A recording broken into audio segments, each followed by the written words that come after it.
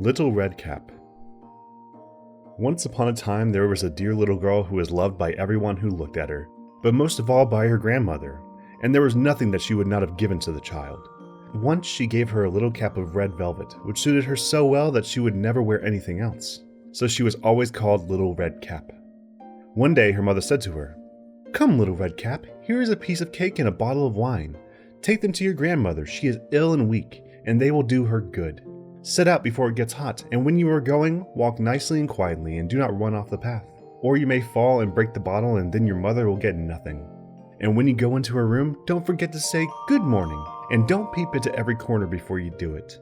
"I will take great care," said Little Redcap to her mother, and gave her hand on it. The grandmother lived out in the wood, half a league from the village, and just as Little Redcap entered the wood, a wolf met her. Redcap did not know what a wicked creature he was, and was not at all afraid of him. "Good day, Little Redcap," said he. "Thank you kindly, Wolf." "Whither away so early, Little Redcap?" "To my grandmother's." "What have you got in your apron?" "Cake and wine. Yesterday was baking day, so poor sick grandmother is to have something good to make her stronger." "Where does your grandmother live, Little Redcap?" "A good quarter of a league farther in the wood. Her house stands under the 3 large oak trees. The nut trees are just below. You surely must know it," replied Little Redcap. The wolf thought to himself, "What a tender young creature. What a nice plump mouthful. She will be better to eat than the old woman. I must act craftily so as to catch both." So he walked for a short time by the side of Little Redcap, and then he said, "See, Little Redcap, how pretty the flowers are about here. Why do you not look round? I believe too that you do not hear how sweetly the little birds are singing. You walk gravely along as if you were going to school, while everything else out here in the wood is merry." Little Redcap raised her eyes, and when she saw the sunbeams dancing here and there through the trees and pretty flowers growing everywhere, she thought, "Suppose I take my grandmother a fresh nosegay. That would please her too. It is so early in the day that I shall still get there in good time." And so she ran from the path into the wood to look for flowers, and whenever she had picked one, she fancied that she still saw a pretty one farther on, and ran after it, and so got deeper and deeper into the wood. Meanwhile, the wolf ran straight to the grandmother's house and knocked at the door. "Who is there?"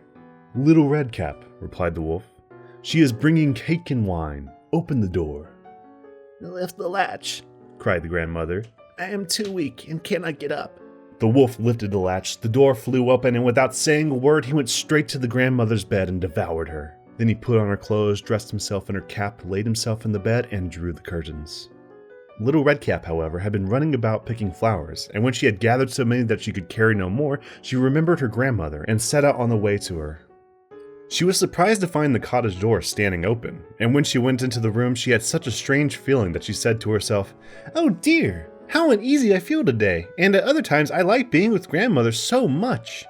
So she called out, "Good morning!" but received no answer. So she went to the bed and drew back the curtains. There lay her grandmother with her cap pulled far over her face and looking very strange. "Oh, grandmother," she said, "what big ears you have!" "The better to hear you with, my child," was the reply. "But grandmother, what big eyes you have!" she said. "The better to see you with, my dear." "But grandmother, what large hands you have!" "The better to hug you with." "Oh, but grandmother, what a terrible big mouth you have!" "The better to eat you with." And scarcely had the wolf said this than with one bound he was out of bed and swallowed up Redcap. When the wolf had appeased his appetite, he lay down again in the bed, fell asleep, and began to snore very loud. The huntsman was just passing the house and thought to himself, "How the old woman is snoring!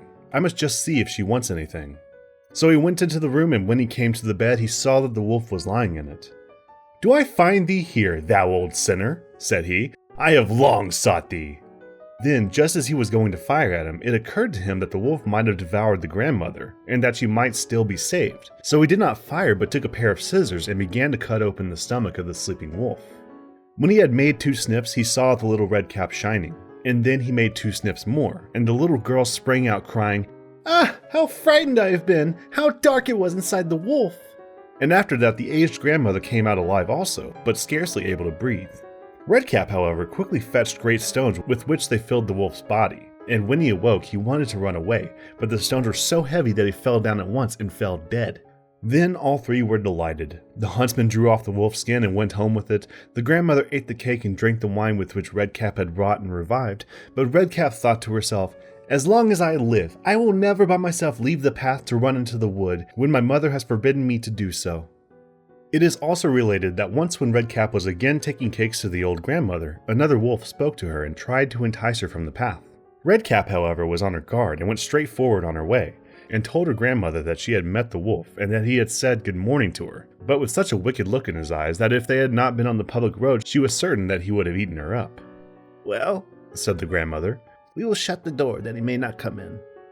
Soon afterwards, the wolf knocked and cried, "Open the door, grandmother. I am Little Redcap, and am fetching you some cakes."